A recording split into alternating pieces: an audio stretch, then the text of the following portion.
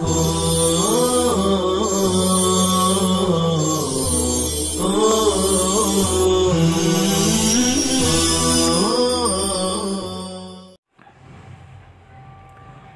اللہ الرحمن الرحیم الحمدللہ رب العالمین والصلاة والسلام علی سید المرسلین وعلی آلہ وصحبہ الطیبین الطاہرین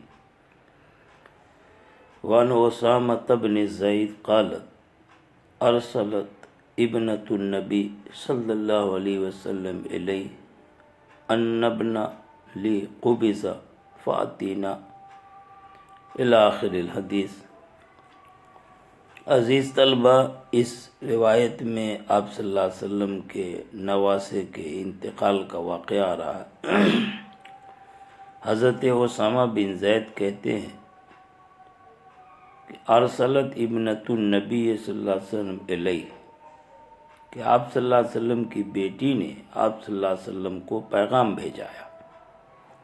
یہ بیٹی حضرت زینب رضی اللہ تعالی عنہا ہے، جو آپ صلی اللہ علیہ وسلم کی بڑی صاحبزادی ہیں۔ وہ حضرت ابو العاص رضی اللہ تعالیٰ عنہ کی زوجیت میں تھیں، اور انہی کے بیٹے کا واقعہ ہے جو آپ صلی اللہ علیہ وسلم کے نواسے ہوتے ہیں۔ کہتے ہیں کہ آپ صلی اللہ علیہ وسلم کی بیٹی یعنی حضرت زینب نے آپ صلی اللہ علیہ وسلم کو پیغام بھیجایا ان ابن لی قبض، کہ ان کا ایک بیٹا قبض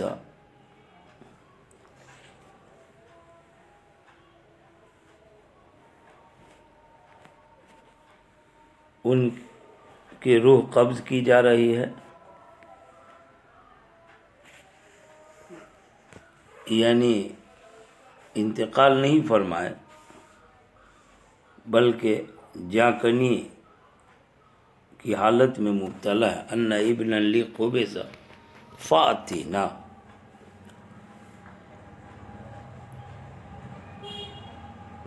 یعنی وہ کہہ رہی ہے کہ میرا بیٹا دم توڑ رہا ہے،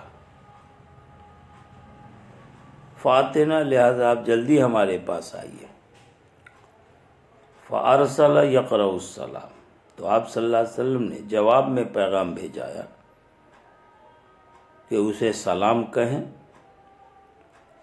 ویقول، اور یہ پیغام پہنچا دے، یہ کہہ دے کہ ان للہ ما اخذ ولہ ما آتا، کہ بے شک اللہ ہی کے لیے وہ جو اس نے لے لیا اور اسی کے لیے ہے وہ جو اس نے دیا ہے۔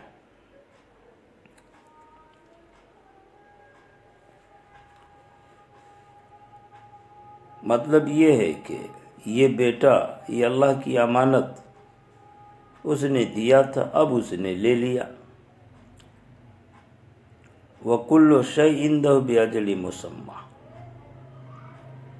اور ہر چیز اس کے پاس ایک طے شدہ مقرر وقت کے ساتھ ہے۔ کون سی چیز کتنے وقت تک کے لیے اللہ نے دی، کب وہ لے لے، یہ اللہ ہی کو معلوم ہے۔ ہر ایک کا وقت مقرر کر دیا گیا۔ فَلْتَصْبِرْ وَلْتَحْتَسِبْ، تو چاہیے کہ وہ صبر کرے اور ثواب کی امید رکھے۔ احتساب ثواب کی امید رکھنے کو کہتے ہیں۔ صبر کریں تو اللہ سے اجر ملے گا، اس کی طلب میں رہیں، اللہ سے ثواب کی امید رکھیں۔ یہ حضور نے پیغام بھیجا، فارسلت الیہ، تو حضور کی بیٹی حضرت زینب نے حضور کو پھر سے پیغام بھیجا ہے، تقسم علیہ، آپ کو قسم دیتے ہوئے، قسم کھلا رہی ہے تاکہ تاکیداً آپ آوے، لَيَأْتِيَنَّ، قسم دیتے ہوئے پیغام بھیجائی کہ حضور ضرور تشریف لائیں ان کے پاس۔ فقام، پس اب حضور کھڑے ہوئے، وَمَعَهُ سعد بن عبادہ، حضور کے ساتھ چند صحابی کرام تھے، ایک تو سعد بن عبادہ تھے، دوسرے معاذ بن جبل تھے، تیسرے ابی بن کعب تھے، چوتھے زید بن ثابت تھے، ورجال، اور بھی کچھ افراد تھے دوسرے لوگ۔ فروفی علی رسول اللہ، آپ صلی اللہ علیہ وسلم پہنچ گئے یہاں، تو آپ صلی اللہ علیہ وسلم کی طرف بچہ اٹھایا گیا، یعنی آپ کی گود میں وہ بچہ دے دیا گیا۔ بتا دیا کہ وہ بچہ انتقال نہیں کیا تھا، جاں کنی کے عالم میں دم ٹوٹ رہا تھا، اسی کو کہہ رہے وَنَقْصُهُ تتقعقع، اور اس کی جان جانکنی کی حالت میں تھی۔ سانس جب بے ربط ہو، اوپر نیچے ہونے لگے، ہچکیاں شروع ہو جائے، تو اس حالت کو وَنَفْسُهُ تَتَقَعْقَعْ سے بیان کیا، اور وہ جانکنی کے عالم میں، جانکنی کی کیفیت میں، یعنی دم گھٹنے کی حالت میں۔ پس اس منظر کو دیکھ کر ففاضت عینا، حضور کی دونوں آنکھیں بہہ پڑی، یعنی آنکھوں سے آنسو رواں ہو گئے، بہت زیادہ آنسو گرنے لگے۔ فقال سعد، تو حضرت سعد نے کہا اللہ کے رسول یہ کیا ہے؟ حضرت سعد نے اعتراض نہیں کیا تھا، ماقبل میں روایت آئی ہے، وہاں بتایا حضرت سعد نے اس کی وجہ پوچھی، تعجب ہوا کہ حضور جیسے صبر کے پہاڑ کیوں رو رہے ہیں؟ ضرور اس میں کوئی حکمت ہوگی۔ اسی حکمت کو معلوم کرنے اور تعجب کے طور پر انہوں نے سوال کیا، اللہ کے رسول یہ کیا ہے؟ فقالت، حضور نے کہا ذی رحمہ، کہ یہ رحمت ہے جسے اللہ نے اپنے بندوں کے دلوں میں ڈالا ہے، یعنی آنکھوں سے جو آنسو بہتے ہیں وہ دل کی رقت اور اللہ کی رحمت کی وجہ سے۔ بلا شبہ اللہ اپنے بندوں میں ان لوگوں پر رحم کرتا ہے جو رحم کرنے والے ہوتے ہیں۔ پورا واقعہ ہے، اسی روایت کا مضمون ماقبل میں بھی آ چکا، بتایا جا چکا ہے کہ اصل میں آپ صلی اللہ تعالی وسلم کا رونا یہ اس بات کو بتانے کے لیے ہے کہ غم کا ہونا یہ فطری بات ہے، اس پر اگر آنکھوں سے آنسو آ جائیں تو یہ خلاف شرع نہیں ہے۔ ہاں جزا فضا کر کے رونا، چیخنا چلانا، نوحہ کرنا یہ منع ہے۔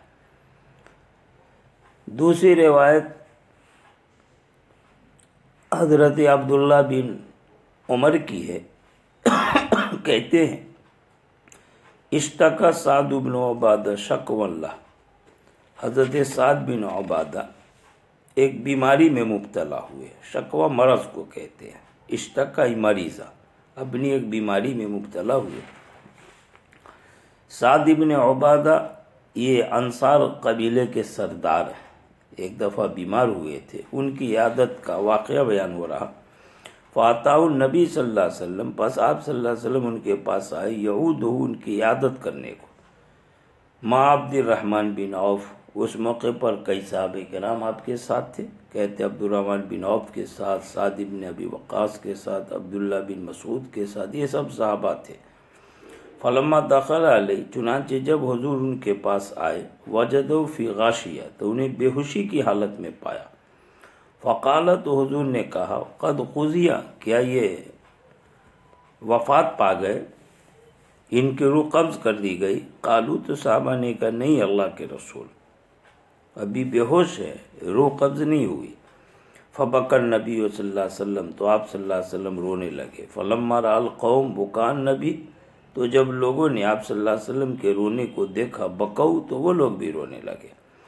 فقال، پھر آپ نے فرمایا الا تسمعون، سنو، یا کیا تم سنتے نہیں ہو؟ شوق دلانے کے لیے آگے کی بات کے سننے کا، کیونکہ بہت اہم بات بیان فرما رہے ہیں۔ کیا تم سنتے نہیں ہو یا سنو، بے شک اللہ عذاب نہیں دیتا آنکھ کے آنسو پر اور نہ ہی دل کے غم پر، البتہ وہ اس کی وجہ سے عذاب دیتا ہے۔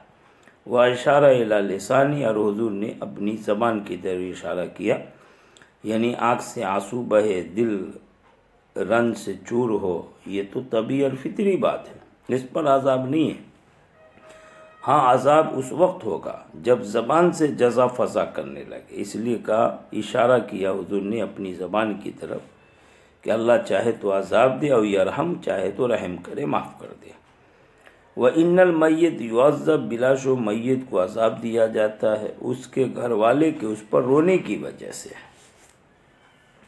یہ آخری والی جو عبارت ہے اس پر ایک اشکال ہوتا ہے کہ بھائی رونے والا رو رہا ہے تو اس کا عمل اس کے خلاف ہوگا اور اس پر عذاب اسی کو ہوگا، میت جو مر کے چلا گیا اس کو کیوں عذاب ہوگا؟ قرآن تو کہتا ہے وَلَا تَزِرُ وَازِرَةٌ وِزْرَ أُخْرَى، کہ کوئی بھی गुनहगार दूसरे के गुनाह के बोझ को नहीं उठाएगा। हर कोई अपने गुनाह का बोझ उठाएगा, अपनी ही गुनाह पर उसको अजाब होगा। इसी तरह आए थे कुल्लु नफ्सिन बिमा कसबत रहीना, हर नफ्स जो उसने किया उस पर उसे पकड़ा जाएगा। यहाँ तो मामला करे कोई भरे कोई वाला हो गया कि रोया मैयत के घर वालों ने और अजाब मैयत को हो रहा है। तो हदीस में और कुरान की आयत में तारुज़ है। इस तारुज़ को ख़त्म करते हुए एक तौजीह की गई है, जैसा कि हज़रत आयशा रज़ियल्लाहु ताला अन्हा की तरफ मंसूब तौजीह है कि इस हदीस का ताल्लुक़ एक ख़ास यहूदी औरत से है जिसको कुफ्र की वजह से कब्र में अजाब हो रहा था और अहल वाल रो रहे थे वहाँ। तो औरत को अजाब उस रोने वाले की वजह से नहीं है, बल्कि अजाब का वाक़या अलग है, रोने का वाक़या अलग है। मैयत को अजाब दिया जाता यानी दिया जा रहा है, एक जुज़ी वाक़या वो यहूदी औरत का, और उसके घर वाले रो रहे हैं। लिहाजा कोई तारुज़ आयत और हदीस में नहीं है। एक जवाब ये दिया जाता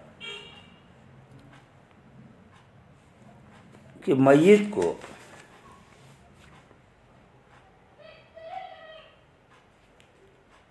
उस वक्त अजाब दिया जाएगा उसके घर वालों के रोने की वजह से जब मैयत खुद अपनी ज़िंदगी में घर वालों को वसीयत कर गया हो कि जब मैं मर जाऊं तो मुझ पर खूब रोना। बहुत सारे लोग होते हैं डिक्टेटर टाइप के, खुद पसंद लोग, कि मरने के वक्त तक वो अपनी खुद पसंदी तकब्बुर में मुब्तला रहते और मरने के बाद भी अब वो खुद से अपनी बड़ाई तारीफ नहीं कर सकते तो घर वालों को वसीयत कर जाए कि मेरी खूब कमालात और खूबियाँ बयान करके और तुम मुझ पर खूब रोना। ज़माने जहलियत में लोग इस तरह वसीयत करते थे। तो घर वाले के रोने पर जो उसको अजाब होगा इस वजह से कि उसने रोने की वसीयत की थी, तो ज़ाहिर है कि वो मर गया, लेकिन रोना उसी की वसीयत के अमल से, इस वजह से उस मैयत को अजाब होगा।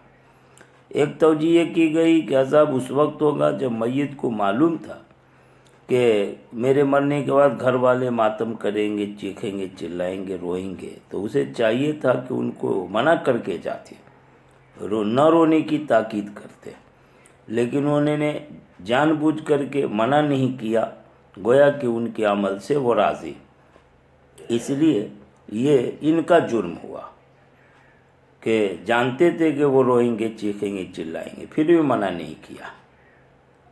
तो ये मना न करने की वजह से जो इनका जुर्म हुआ इस पर उन्हें अज़ाब होगा। एक तौजीह ये है कि इस अजाब से वो अजाब मुराद है जो कब्र में फरिश्ते मैयत को उस वक्त देते हैं जब मैयत के लवाहिकीन मरने वालों के हक़ में खूब बेजा तारीफ़ें करते और डींग हाँकते हैं। मैयत के महासिन को बेजा तरीक़े पर बयान करते हैं। मसलन कहते हैं अरब के जाहिलियत के ज़माने में वाह जबला, हाय पहाड़, या फला फला तू ऐसा था वैसा था। तो फरिश्ते कब्र में इस पर कचोके लगाते हैं, मैयत को मारते हैं, बताओ तुम वाकई वैसे थे। तो यहाँ पर वो जो बेजा तारीफ़ कर रहे हैं तो उसकी वजह से ख़ास, यानी ये इस लायक नहीं, फिर भी घर वाले इस तरह कह रहे हैं। और जाहिर सी बात है कि इस तरह घर वाले उसी वक्त कहेंगे जब ये आदमी खुद डींग बाज था, डींग हाँकने वाला था, अपनी बड़ाई चाहता रहता था। लिहाजा इसमें इसी का कसूर निकला, इसलिए दूसरे घर वालों के रोने की वजह से मैयत को अजाब होता है। बहरहाल मैयत के लिए शरीयत में जो हक़ है कि इसाले सवाब करें, उसके लिए इस्तिग़फ़ार करें, दुआए मग़फ़िरत करें, ये मतलूब है बल्कि मसनून है। मगर खामखा डींग हाँकना, नौहा करना, मातम करना और उसकी बेजा तारीफ़ करना ये मज़मूम है, उसकी वजह से मैयत को अज़ाब होगा। अल्लाह हम सब की हिफाजत फरमाए। व आखिर दावाना।